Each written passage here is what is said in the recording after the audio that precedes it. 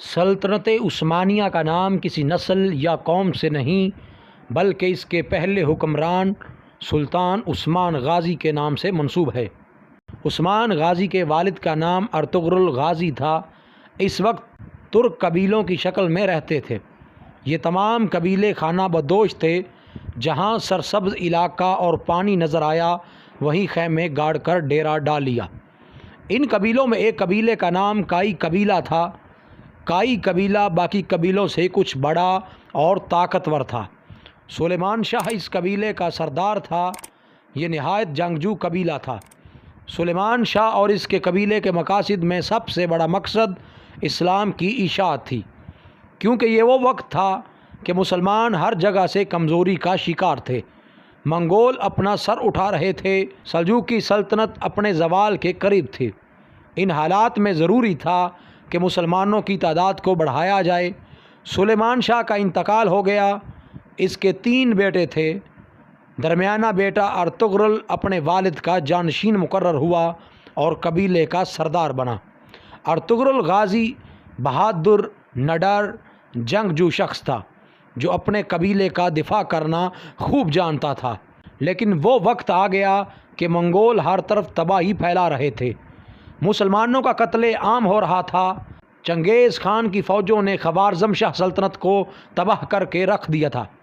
مسلمان منگولوں کے آگے لگ کر بھاگ رہے تھے۔ اس صورتحال میں ارطغرل منگولوں کا مقابلہ نہیں کر سکتا تھا۔ وہ اپنے قبیلے کو لے کر سلجوقی سلطنت کی طرف رواں ہوا۔ اس کے ساتھ تقریباً 400 کے لگ بھگ خاندان تھے۔ راستے میں اس نے دیکھا کہ 2 فوجیں آپس میں لڑ رہی ہیں۔ اس نے سوچا کہ کسی ایک کا ساتھ دینا چاہیے۔ اسے یہ نہیں معلوم تھا کہ وہ لشکر کس کس کے ہیں۔ کچھ سوچ کر اس نے جو فوج ہار رہی تھی اس کا ساتھ دیا اور اپنے ان تھوڑے سپاہیوں کے ساتھ مخالف فوج پر اچانک اور بہت تیز حملہ کر دیا۔ وہ فوج ڈر گئی اور سمجھی کہ ان کو کہیں سے مدد مل گئی ہے، اور وہ فوج جیتتے جیتتے ہار مان گئی۔ بعد میں معلوم ہوا کہ جس فوج کا ساتھ دیا یہ سلجوقی سلطان علاء الدین کی فوج تھی۔ مخالف فوج کے بارے میں اختلاف پایا جاتا ہے۔ بعض کے نزدیک وہ بازنطینی عیسائی فوج تھی اور اکثر کے مطابق وہ تاتاری تھے۔ بہرحال سلطان ان کی بہادری سے بہت خوش ہوا اور ارطغرل کے قبیلے کو اپنی سلطنت میں انازول کے قریب سکاریا کے علاقے میں ایک جاگیر عطا کی اور یہ قبیلہ وہیں آباد ہو گیا۔ سلطان نے ان کو اجازت دی کہ سرحد کے ساتھ ساتھ علاقوں کو فتح کریں اور ان کو سلطنت میں شامل کریں۔ یہ علاقہ بازنطینی عیسائی سلطنت کے بالکل ساتھ جڑا ہوا تھا۔ ارطغرل نے کچھ ہی عرصے میں اپنی شجاعت و بہادری کا سکہ بٹھا دیا۔ ان فتوحات کا نتیجہ یہ ہوا کہ باقی بہت سے ترک قبائل بھی ارطغرل کے ساتھ مل گئے اور اسے اپنا سردار تسلیم کر لیا۔ ارطغرل سلطان علاء الدین کے نائب کے طور پر لڑتا رہا اور اس کی طاقت میں روز بروز اضافہ ہوتا رہا۔ ارطغرل نے بازنطینی سلطنت کے ایک بڑے متحدہ لشکر کو شکست دی۔ مدتوں اس جاگیر کو حاصل کرنے کے لیے مسلسل جنگیں لڑتے رہے۔ 1281 عیسوی میں 90 برس کی عمر میں ارطغرل کا انتقال ہو گیا۔ اس کے جانشین اس کا بیٹا عثمان غازی تھا۔